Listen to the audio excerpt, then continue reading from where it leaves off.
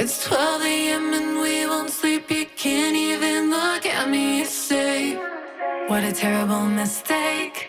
But I won't hear it even though I know it's not right. This love was still mine.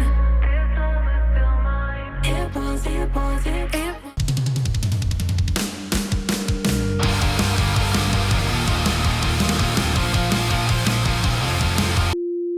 Welcome to Earthtide Studios. I'm Zach Knight, and in today's video, we're going to be looking at using vocoder on pop vocals in a production. We're going to be looking at a track that I've been working with this new artist named Cameron over the last couple of months, and we're going to be running through how vocoders provide musical support over the bridge of this song. We also have a free vocal production course that teaches you the basics of how to record, edit, and mix your vocals. If you want to grab that, just click the link below, and we've also just launched our new website.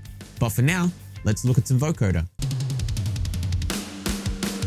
So we're here in Cubase, and I am looking at the track Burning House by Cameron. This is a song that I produced at the end of last year. It's a pretty cool pop song. There's a whole bunch of different production elements going into it. We're just going to have a look at the vocoder that's been used in the bridge section. We're in the tracking session right now, and later on we'll have a look at the breakdown of the mix. Let's have a listen to what we've got going on here.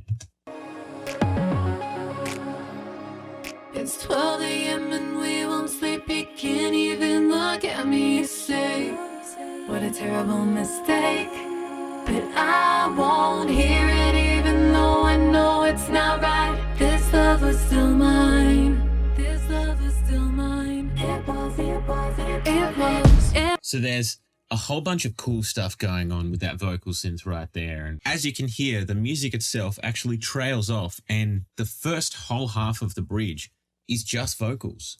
There's no musical element going on at all until it sort of picks up into this stompy drum section for the second part of the bridge. Initially, when I was working on this track with the artist, it was actually not too easy to sell them over on the idea of going straight to just a whole bridge with just vocals, because if we get rid of the vocoder and have a listen to this section again coming out of the chorus and run into that whole next section, now keep in mind this is the tracking session, so there's no mixing going on here, you'll hear that it sounds quite empty.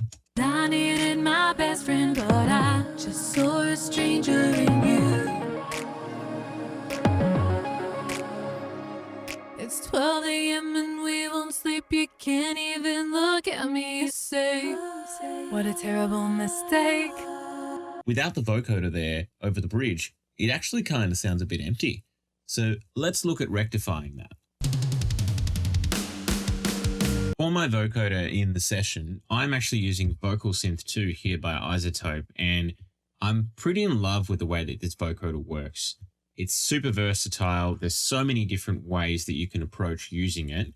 And I've kind of played around with a few different options here and come up with this setting that I'm using for it the way that it sounds right now. Let's just isolate it and see what it sounds like on its own. It's 12 a.m. and we won't sleep. You can't even look at me. You say, what a terrible mistake.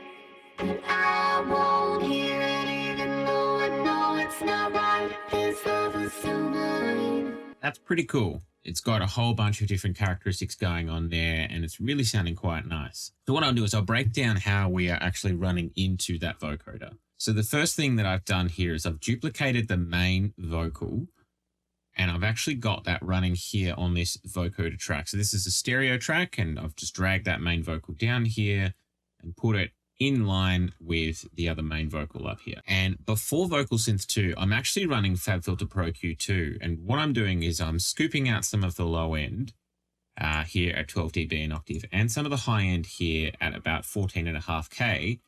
And I'm also getting rid of a little bit of mid-range here.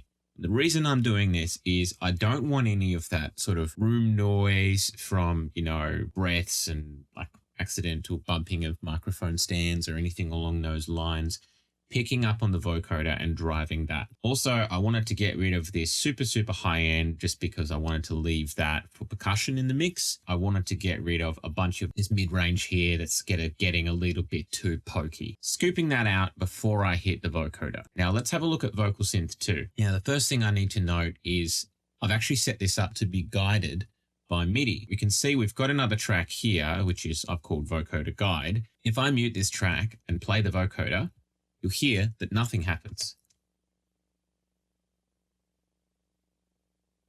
However, as soon as I put the vocoder guide on, it's 12 a.m. and we won't sleep. You can't even look at me say. There's noise coming through and it's being triggered by the MIDI. What you want to do is if you do want to trigger your vocoder by MIDI, you need to make a separate MIDI track and you need to set up your routing in VocalSynth 2 to be able to work with that. Now, the thing I like about VocalSynth 2 is depending upon what routing you choose to do, it guides you on how to do it. In what you want to do is you want to select this button just up here to pick your routing and then pick which way you want it to run. I've selected MIDI. I want it to be controlled by different notes on the keyboard or on the MIDI control that are triggering what it's doing, but you can sidechain it to a different source and you can also set it up on auto mode as well.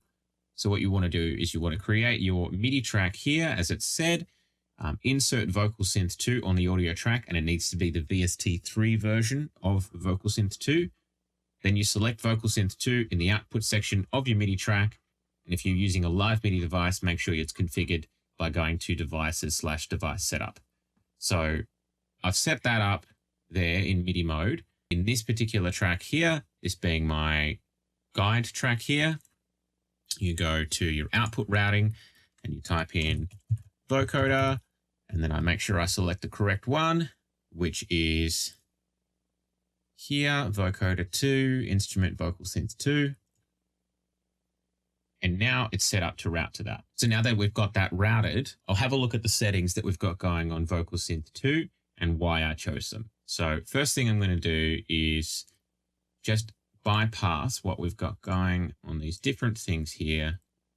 And we'll listen to it one at a time. So first thing I'm running is I'm running the BioVox here, and I've got it on this 5th sense setting here. If you break down and press this button here, it allows you to go down into a further detail here. And I've got the synth set up on oscillators. The synth is oscillator 1 is set up with a square wave synth. Got the gain running there at 88. Oscillator 2 is on a square wave synth. I've got the pitch +7 on here with no modulation going on. And then the pitch is down here at -12. I've got a little bit of filtering going on the low end. I've got this set panned a little bit to the left because this is going to end up sort of taking up the whole stereo spectrum here. So I don't want everything to just be like either mono, straight down the center, or panned all the way left or all the way right. So we've got that going in there. You can actually change the vowel shape as well. So if we listen, for instance, here, and I move it to say the I. It's 12 a.m. and we can't look at me say. Or then I can move it to the O. It's 12, you can't even look at. Or the A. It's 12, you can't even look at me say. What a terrible mistake, but I won't. It changes the way the vowel shape happens with this BioVox here. You can also get a lot more adjustment going on here with the clarity by bringing that up as I have all the way to 100%. You can get some more nasal characteristics going there if you want to. It's 12 a.m. and we won't sleep. You can't even look at me say. Or more breathy kind of sound as well. It's 12 a.m. and we won't sleep. You can't even look at me say. What a terrible mistake. I've got that very, very low there on the setting there. And that's what I've got going there for BioVox. After the BioVox, I'm running the vocoder on here as well. And I've got this set to the Planet Galaxy set up here, which is just down here. I have done a little bit of adjustment here in terms of the band. So I've got it going left, right, left, right, left, right, left, right. And I've got oscillator 1 on with the sync saw. Gain is pushed all the way up. I don't have the second oscillator on. Pitch is -12 here for the first oscillator there. And I also have the LFO running on a triangle here with the rate at 5. And the mix is straight down the center. Let's have a listen to what that is providing to the vocoder.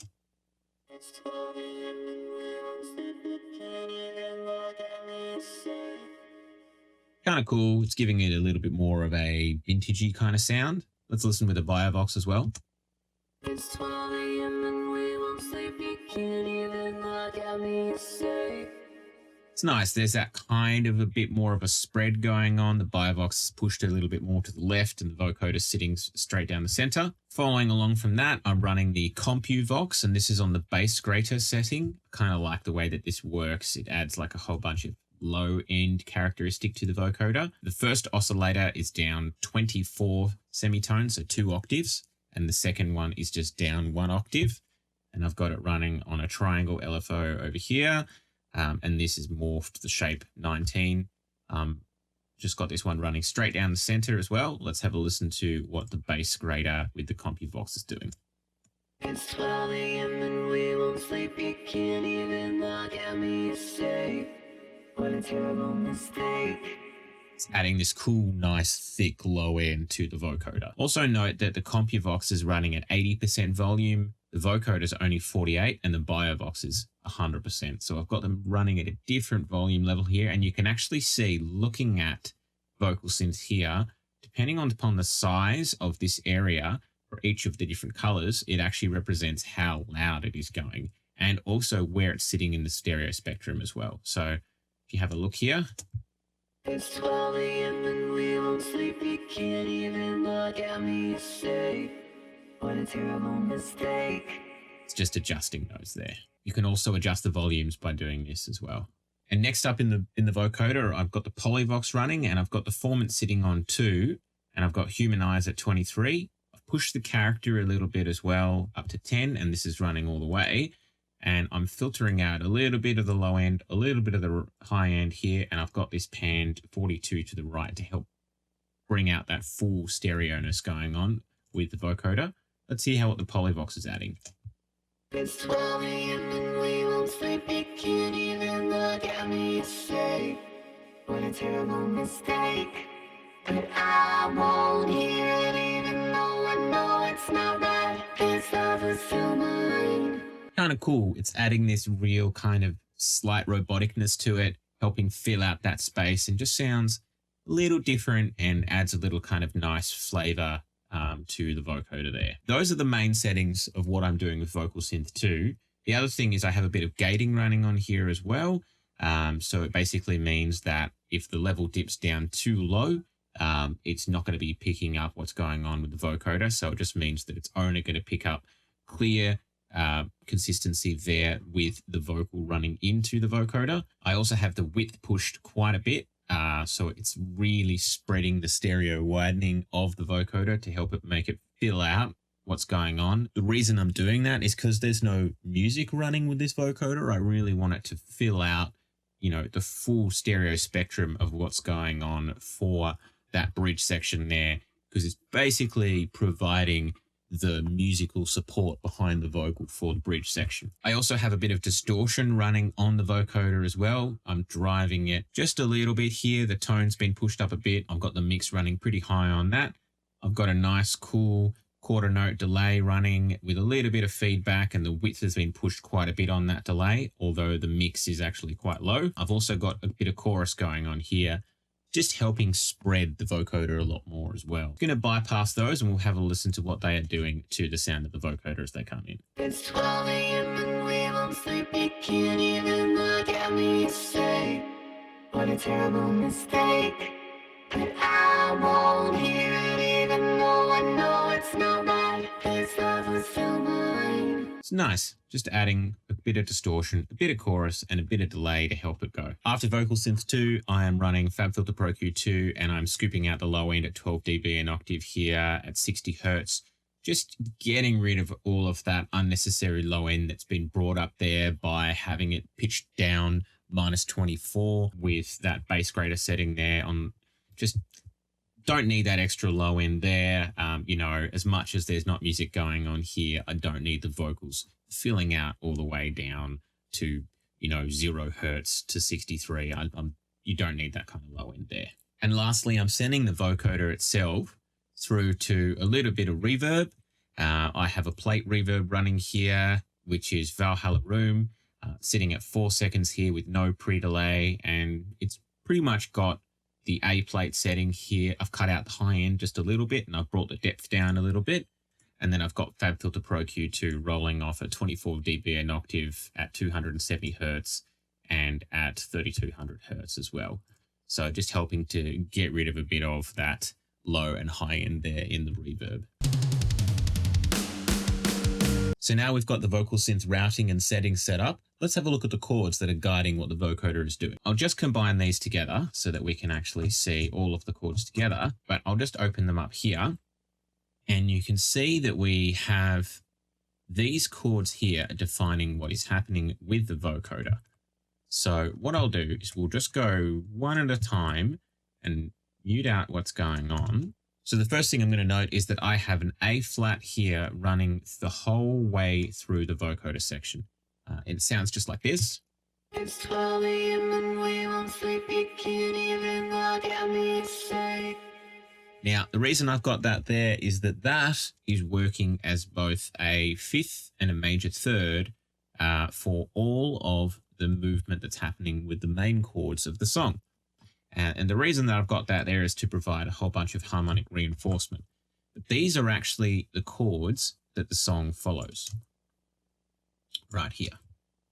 Let me just show you what we've got going here. So we've got starting off here with a C sharp, and then it moves up here to a D sharp. Then it comes down here to an octave of this A flat, down here, comes back to a D sharp, and then comes down here to a B.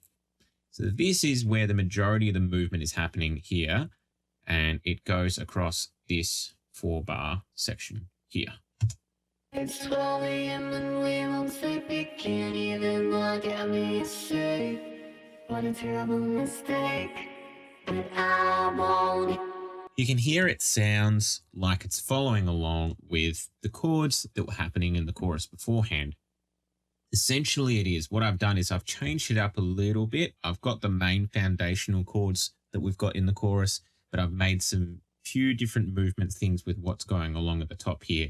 So rather than have all of these follow along with this exact chord here, I've decided to have minimal movement happening along the top, just because I wanted to make sure that it was going to provide something nice to give it a nice little bit of reinforcement. So let's hear what's going on with these top chords moving from C sharp to D sharp and then back again. It's 12 a.m. and we won't sleep. You can't even look at me say. What a terrible mistake. And now let's add this reinforcement here of the A flat. It's 12 a.m. and we won't sleep. You can't even look at me say. What a terrible mistake. That's pretty much the majority of what's happening here. And all of this extra movement that's happening down the bottom is really just giving it a little bit of spice. So let's listen to the whole thing combined now that we've got those chords.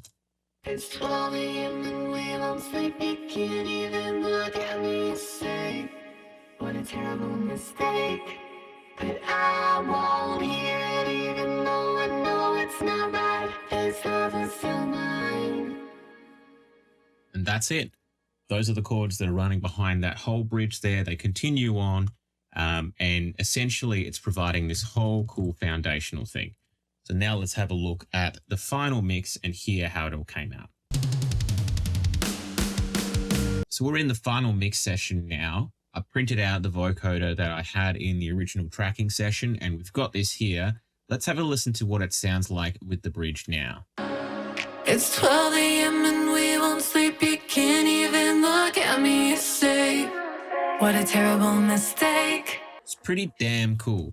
It's a little bit more subtle than it might have seemed in the tracking session, and the reason that is simply because I wanted to have that lead vocal to be super prominent. So let's just check out what the vocoder sounds like just on its own, mixed. It's 12 a.m. and we won't sleep. You can't even look at me say.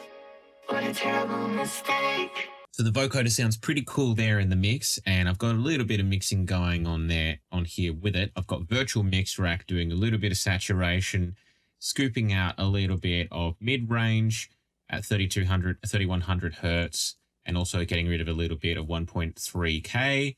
I'm also getting rid of 200 hertz there, 1 dB, and rolling off the low end at 112. doing a little bit of compression on it as well. Just get rid of the other plugins so that you can hear without those. It's 12 a.m. and we won't sleep. You can't even look at me safe. What a terrible mistake. It's adding a little bit of character to it and you know, sort of helping it poke out a little bit more. I've got some de-essing going on here with FabFilter Pro DS, just on the male wideband setting here. It's 12 a.m. and we won't sleep. You can't even look at me safe. What a terrible mistake. And I'm basically just de-essing around about 4 to 5 dB of all of the sibilance there with the vocoder, simply because I just don't want it. After that, we've got a whole bunch of EQ here on FabFilter Pro Q2, scooping out the low end at 30 dB and Octapure at 110, some mid-range there, and also a little bit of the lower mid there at 800, getting rid of a little bit there at 4K, just 1 dB, a whole bunch of high-end there at 9700, and rolling off the high-end hard at 1900 hertz because I don't need that. Let's see what that EQ is doing. It's 12 a.m. and we won't sleep. You can't even look at me safe. What a terrible mistake. Just cleaning up stuff a little bit there. Lastly, I've got another bit of EQ here, doing a low shelf, getting rid of a bunch of low-end build-up here at 216 hertz for 6 dB, and I've got a small little mid boost here at 2400, just giving it a bit more poke. So scooping out the high-end there, just because it had a little bit more high-end there at 1200 hertz. It's 12 a.m. and we won't sleep. You can't even look at me safe.